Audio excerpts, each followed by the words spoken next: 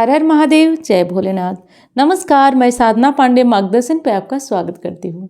तो चलिए दोस्तों, आज हम सुनेंगे प्रदोष व्रत की कथा। जैसा कि आप जानते हैं, कोई भी व्रत करते हैं तो आपको उसकी व्रत कथा पढ़ना या सुनना चाहिए। ऐसा करने से आपको अनंत गुना फल की प्राप्ति होती है। अगर आप इस व्रत कथा को पढ़ते हैं, अति उत्तम। नहीं पढ़ पाते हैं तो आप इस व्रत कथा को श्रवण भी कर सकते हैं। व्रत कथा श्रवण करने का भी उतना ही लाभ बताया गया है शास्त्रों में। तो आज शनि प्रदोष है और शनि प्रदोष व्रत की कथा सुनने से शनिदेव की कृपा बरसती है, भोलेनाथ की कृपा बरसती है और अनिष्ट दूर होते हैं, अमंगल दूर होता है। तो चलिए प्रारंभ करते हैं शनि प्रदोष व्रत कथा। शनि प्रदोष व्रत की पौराणिक कथा के अनुसार प्राचीन काल में एक नगर सेठ रहते थे। सेठ जी के घर में हर प्रकार की सुविधाएं थी, लेकिन संतान नहीं होने के कारण सेठ और सेठानी हमेशा दुखी रहते थे। काफ़ी सोच विचार करके सेठ जी ने अपना काम नौकरों को सौंप दिया और खुद सेठानी के साथ तीर्थ यात्रा पर निकल पड़े। अपने नगर से बाहर निकलने पर उन्हें एक साधु मिला जो ध्यान मग्न बैठे थे। तो सेठ जी ने सोचा, क्यों न साधु से आशीर्वाद लेकर आगे की यात्रा की जाए। सेठ और सेठानी साधु के निकट बैठ गए। साधु ने जब आंखें खोली तो उन्हें ज्ञात हुआ कि सेठ और सेठानी काफी समय से आशीर्वाद की प्रतीक्षा में बैठे हैं। साधु ने सेठ और सेठानी से कहा कि मैं तुम्हारा दुख जानता हूं। तुम शनि प्रदोष व्रत करो, इससे तुम्हें संतान का सुख प्राप्त होगा। साधु ने सेठ से सेठानी को प्रदोष व्रत की विधि बताई और भगवान शंकर की यह वंदना भी बताई। हे रुद्रदेव शिव नमस्कार, शिव शंकर जगत गुरु नमस्कार, हे नीलकंठसुर नमस्कार, शशि मौर्य चंद्रमुख नमस्सुख नमस्कार, हे उमाकांत सुधि नमस्कार, उग्रत्व रूप मन नमस्कार, ईशान ईश प्रभु नमस्कार, विश्वेश्वर प्रभु शिव नमस्कार। दोनों साधु से आशीर्वाद लेकर तीर्थ यात्रा के लिए चले गए।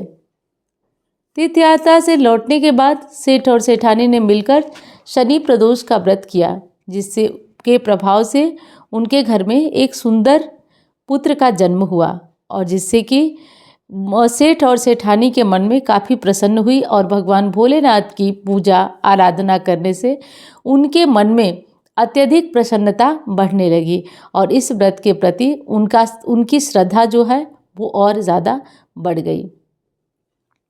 एक पुरातन की कथा है कि एक निर्धन ब्राह्मण की स्त्री दरिद्रता से दुखी होकर सांडिल्य ऋषि के पास गई और बोली, हे महामुने, मैं अत्यंत दुखी हूँ, दुख निवारण का उपाय बताइए। मेरे दोनों पुत्र आपकी शरण में हैं। मेरे ज्येष्ठ पुत्र का नाम धर्म है, जो कि एक राजपुत्र है, और लघु पुत्र का नाम शुचिव्रत है। अतः हम दरिद्री हैं, आप ही हमारा उद्धार कर सकते हैं। इतनी बात सुनकर ऋषि ने शिव प्रदोष व्रत करने की बात कही। तीनों प्राणी प्रदोष व्रत करने लगे। कुछ समय पश्चात प्रदोष व्रत आया। तीनों ने व्रत का संकल्प किया। छोटा लड़का, जिसका नाम शुचिव्रत था, एक तालाब पर स्नान करने गया। स्नान करने गया तो उसे मार्ग में स्वर्ण कलश धन से भरपूर मिला। उसको लेके वह घर आया। प्रसन्न हो माता से कहा, माँ, यह धन मार्ग से प्राप्त हुआ है। माता ने धन देखकर शिव महिमा का वर्णन किया। राजपुत्र को अपने पास बुलाकर बोली, देखो पुत्र, यह धन हमें शिव जी की कृपा से प्राप्त हुआ है, अतः प्रसाद के रूप में दोनों पुत्र आधा आधा बांट लो। माता का वचन सुन राजपुत्र ने शिव पार्वती का ध्यान किया और बोला, पूज्य, यह धन आपके पुत्र का ही है। माँ, इसका अधिकारी मैं नहीं हूँ। मुझे शंकर भगवान और माता पार्वती जब देंगे तब लूँगा। इतना कहकर वह राजपुत्र शंकर जी की पूजा में लग गया। एक दिन दोनों भाइयों का प्रदेश भ्रमण का विचार हुआ।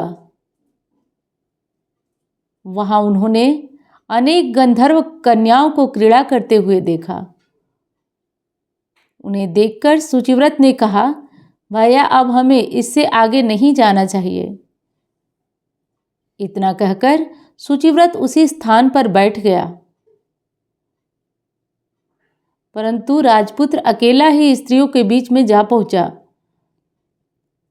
वहां एक स्त्री अति सुंदर राजकुमार को देखकर मोहित हो गई और राजपुत्र के पास पहुंचकर कहने लगी कि हे सखियों, इस वन के समीप ही जो दूसरा वन है, तुम वहां जाकर देखो। भांति भांति के पुष्प खिले हैं, बड़ा सुहावना है। उसकी शोभा देखकर आओ। मैं यहीं बैठी हूँ, मेरे पैरों में बहुत पीड़ा है। ये सुनकर सभी सखियां दूसरे वन को चली गई। इधर राजकुमार भी कामुक दृष्टि से निहारने लगा। युवती बोली, आप कहाँ रहते हैं? वन में कैसे पधारे? किस राजा के पुत्र हैं? क्या नाम है? राजकुमार बोला, मैं विदर्भ नरेश का पुत्र हूँ, आप अपना परिचय दें। युवती बोली, मैं विदर्भ नाम की गंधर्व की पुत्री हूँ, मेरा नाम अंशुमती है। मैंने आपकी मन स्थिति को जान लिया है, आप मुझ पर मोहित हैं। विधाता ने हमारा तुम्हारा संयोग मिलाया है। युवती ने मोतियों का हार राजकुमार के गले में डाल दिया। राजकुमार हार को स्वीकार करते हुए बोला कि हे भद्रे, मैं आपका प्रेमोपहार स्वीकार कर लिया, लेकिन मैं निर्धन हूँ। राजकुमार के इन वचनों को सुनकर गंधर्व कन्या बोली कि मैं जैसा कह चुकी हूँ वैसा ही करूँगी, अब आप अपने घर को जाएं। इतना कहकर गंधर्व कन्या सखियों से जा मिली। घर जाकर राजकुमार शुचिव्रत ने सारा वृत्तांत कह सुनाया। जब तीसरा दिन आया, वह राजकुमार शुचिव्रत को लेकर उसी वन में पहुंचा। वहीं गंधर्वराज अपनी कन्या को लेकर आ पहुंचा। इन दोनों राजकुमारों को देखकर आसन देकर कहा, मैं कैलाश पर गया था। वहाँ शंकर जी ने मुझसे कहा कि धर्मगुप्त नाम का एक राजपुत्र है जो इस समय राज्य विहीन निर्धन है। वह मेरा परम भक्त है। हे गंधर्वराज, तुम उसकी सहायता करो। मैं महादेव की आज्ञा से इस कन्या को आपके पास लाया हूँ, आप इसका निर्वाह करें। मैं आपकी सहायता कर आपको राजगद्दी पर बैठा दूंगा। इस प्रकार गंधर्व राजकन्या कन्या का विधिवत विवाह कर दिया गया। विशेष धन और सुंदर गंधर्व कन्या को पाकर राजपुत्र अति प्रसन्न हुआ। भगवत कृपा से वह समयोपरांत अपने शत्रुओं का दमन कर राज्य का सुख भोगने लगा। तो ये था प्रदोष व्रत की कथा। अब हम सुनेंगे भगवान शिव की आरती। भगवान शिव की आरती सुनने से, यानी कि कथा सुनने के बाद उनकी आरती नहीं करने से व्रत कथा पूर्ण नहीं होती है, इसलिए आरती करना अनिवार्य है। ओम जय शिव ओमकारा, ओम जय शिव ओमकारा, ब्रह्मा विष्णु सदाशिव अर्धांगी धारा। ओम जय शिव ओमकारा। एकानन चतुरानन पंचानन राजे, हंसासन गरुड़ासन ब्रिजवाहन साजे। ओम जय शिव ओमकारा। दो भुज चार चतुर्भुज, दस भुज अति सोहे, त्रिगुण रूप निरखता त्रिभुवन जन्मोहे। ओम जय शिव ओमकाला। अचमाला बनमाला रुंडमाला धारी, चंद्रम मृग मद सोहे, भाले शशिधारी। ओम जय शिव ओमकारा। श्वेतांबर पीतांबर बाघांबर अंगे, सनकादिक गरुड़ादिक भूतादिक संगे। ओम जय शिव ओमकारा। करके मध्य कमंडल चक्र त्रिशूल धरता, जग करता जग भरता जग संहार करता। ओम जय शिव ओमकारा। ब्रह्मा विष्णु सदाशिव जानत अविवेका, प्रणवाक्षर के मध्य ये तीनों एका। ओम जय शिव ओमकारा। काशी में विश्वनाथ विराजत, नंदी ब्रह्मचारी, नितूट भोग लगावत, महिमा अति भारी। ओम जय शिव ओमकारा। त्रिगुण स्वामी जी की आरती जो कोई नर गावे, कहत शिवानंद स्वामी मन वांछित फल पावे। ओम जय शिव ओमकारा। तो दोस्तों, प्रदोष व्रत की ये कथा संपूर्ण हुई। उम्मीद करती हूँ जानकारी और कथा दोनों आपको पसंद आई होगी। अगर कथा पसंद आई है तो आप कथा को लाइक करें, चैनल को सब्सक्राइब नहीं किया आपने तो ज़रूर करें। मैं मिलती हूँ अन्य वीडियो में।